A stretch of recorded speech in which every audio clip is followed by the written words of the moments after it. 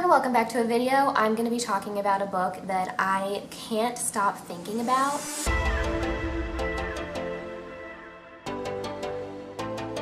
Something I wanted to do on my channel was pick two new releases, one YA and one adult, and then review them at the end of the month. However, the YA book that I chose for this month was so good and I read it right away in October that I really want to talk about it now. The Dark Descent of Elizabeth Frankenstein by Kirsten White. I mainly want to talk about what I thought the book was going to be and what it actually was. And I promise to keep this review as spoiler-free as possible. I cannot stop thinking about this book. It is so beautifully executed. Going into this from the summary, you know that Elizabeth is poor, she's an orphan, she's skinny, she's bruised, she's not in a good place. Elizabeth is chosen to become Victor's personal friend.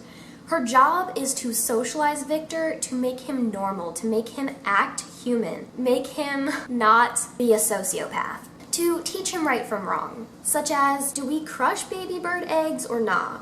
Do we cut open our brother's arm or nah? Do we kill people or nah? Think Bates Motel. Going into this book, I'm thinking, why is Elizabeth chosen for Victor? He must be an only child. No, Victor's not an only child. He has two younger brothers that are pretty normal. And then you assume that Elizabeth is probably one of two main characters, Elizabeth and Victor. But the book doesn't just start with Elizabeth going to be Victor's friend and that's it. By Elizabeth's side is the sweet, sweet French girl Justine. So right in the beginning of the book, it starts with Elizabeth and Justine in a carriage to go find Victor because Elizabeth's existence, her life, pretty much depends on Victor. She left the orphanage at age 5 to become Victor's hired BFF. Victor becomes her whole world. She has to be on her best behavior and be perfect for this family, or else she's afraid that they'll just kick her out onto the street again and she'll be poor and she'll go back to that really harsh woman that she used to live with. She has to please everyone around her to survive. It is her main defense mechanism. So it's obvious she has a little bit of a freak out when Victor, her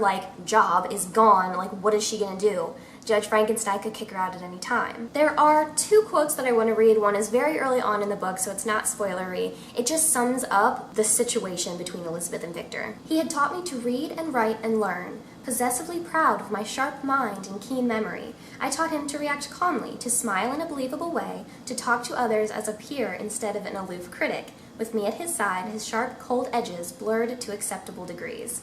I loved the psychological aspect of this book. Yes, Victor is basically a sociopath. The way Elizabeth manipulates people around her, the way people are stupid or self-absorbed and don't even, realize what she's doing, it's just fascinating from a human behavior observation kind of aspect. There's another character, Mary, who I just need to mention Mary.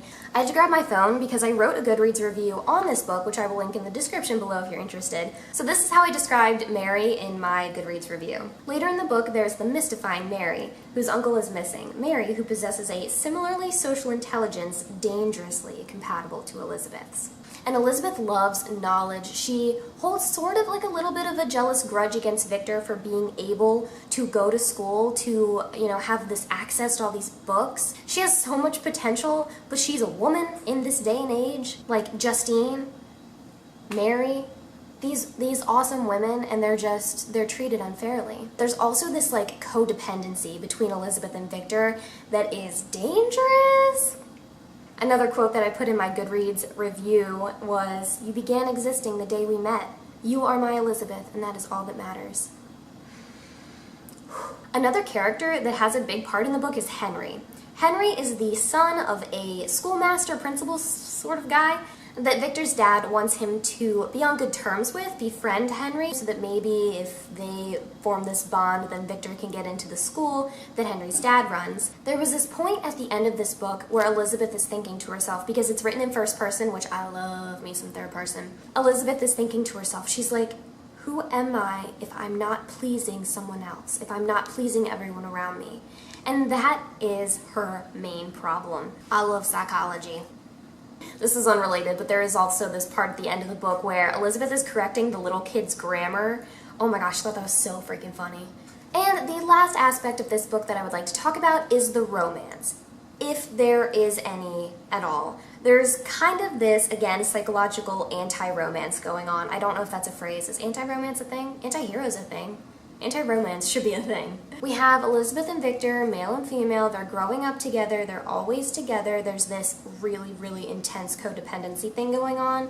But there's also Henry, so is it a love triangle or what's going on? If you're looking for some steamy romance in this book, you're not going to find it. However, it is intriguing. Elizabeth and Victor kind of question themselves, I think, a little bit. He thinks that she is basically his property. She is everything to him, and he is basically everything to her, her survival, her job.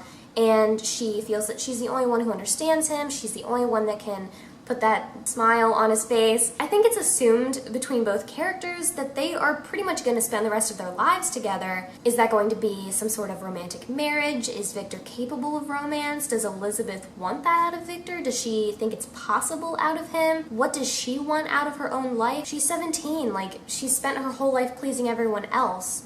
I don't think she's going to be accustomed to someone doing things for her. Notice I've talked about literally everything except the monster. Yes, there is a monster in this book. Yes, Victor created the monster. I'm not gonna say anything else. You're not gonna get anything from me about the monster. There's death, a lot of it. There's love, mostly platonic between friends. There's psychology. The ending, oh my gosh. For us lovers of mental health books, oh my gosh, that ending. In this book, they visit a lot of different places, but towards the end of the book, there is a brand new place, and then there's another brand new place. There are two big brand new settings at the end of the book that I was not expecting at all. I am so pumped about this book. I feel like I'm gonna read it every October, every year from now on. This is the first book by Kirsten White that I've ever read. I know, I've never read a book by her, but now, I love you. Is that creepy? That's creepy. If you finished this book, got to the end, loved the creep factor that it left you with, you should definitely watch the movie Stonehurst Asylum. It is a 2014 movie starring Kate Beckinsale, Stonehurst Asylum. Or Shutter Island. I want to fan cast this book.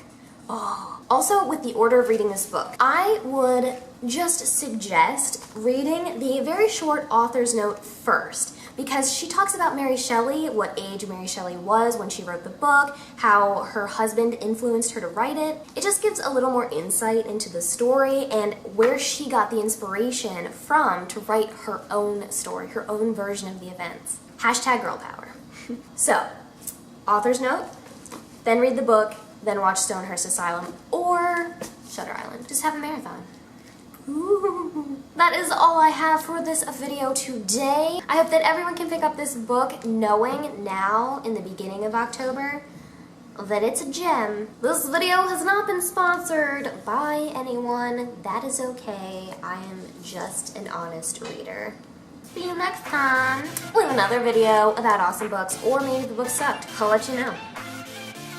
Non-spoiler! I did it! Non-spoiler. I didn't go on a rant.